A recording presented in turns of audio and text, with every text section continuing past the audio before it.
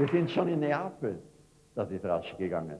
Also, bevor wir zu den neapolitanischen Liedern kommen, ich glaube, ein kleines Wort soll ich darüber sagen, um ein paar Missverständnisse auszuräumen. Nummer eins, die berühmten neapolitanischen Lieder sind keine Volkslieder.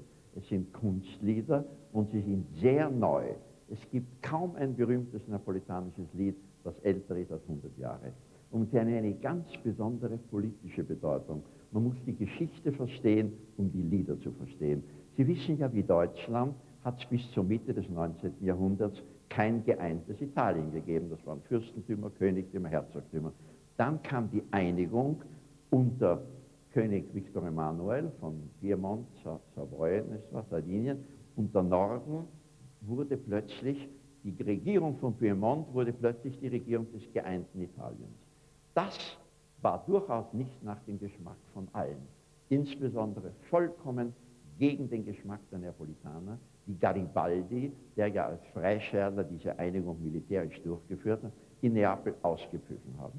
Weil die Neapolitaner haben gesagt, so, das ist das Ende unserer kulturellen Selbstständigkeit. Jetzt sind wir, früher war Neapel Nummer 1, jetzt sind wir zweite Klasse nach dem Norden, nach Turin und nach Mailand. Und da entstanden diese Lieder wie eine Protestaktion.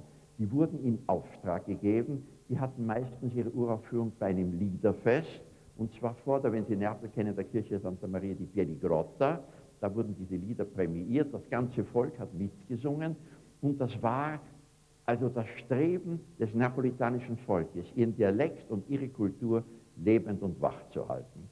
Und wie wir in Neapel Fernsehen gemacht haben, haben wir einmal geschaut, also was ist übrig davon. Und wir haben uns verliebt in einen neapolitanischen Straßensänger, der dort ungeheuer beliebt ist. Also da steht, wenn der singt am Marktplatz, sind 5.000, 8.000, 10.000 Leute. Und ich habe mir gedacht, vielleicht sowas war noch nicht da hier, wir werden ihn einladen.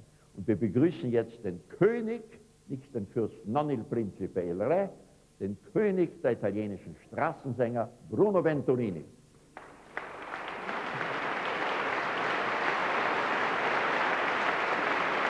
Ho detto il re, il König.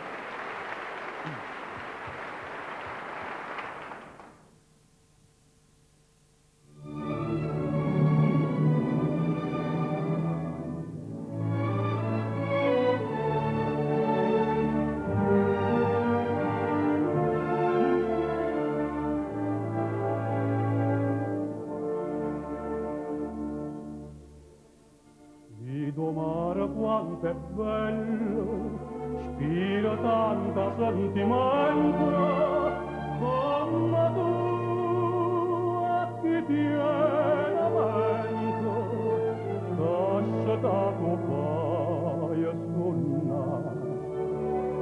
Guarda qua che sto giardino, sienta siesti giuraranza, no profuma così fino, dinto caro se ne va. Ma tu dici parta Dio, t'allontana da sto caro, da sta terra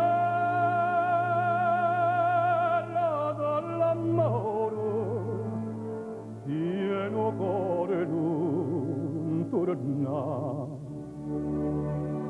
Ma non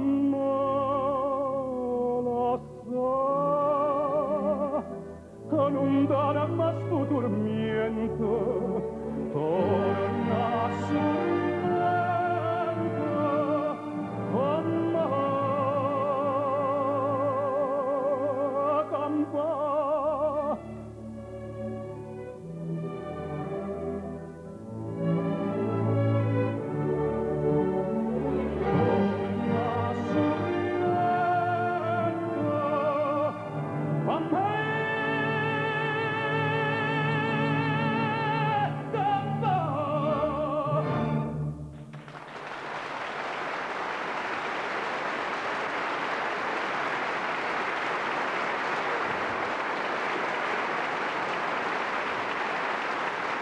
Ciao Moretti.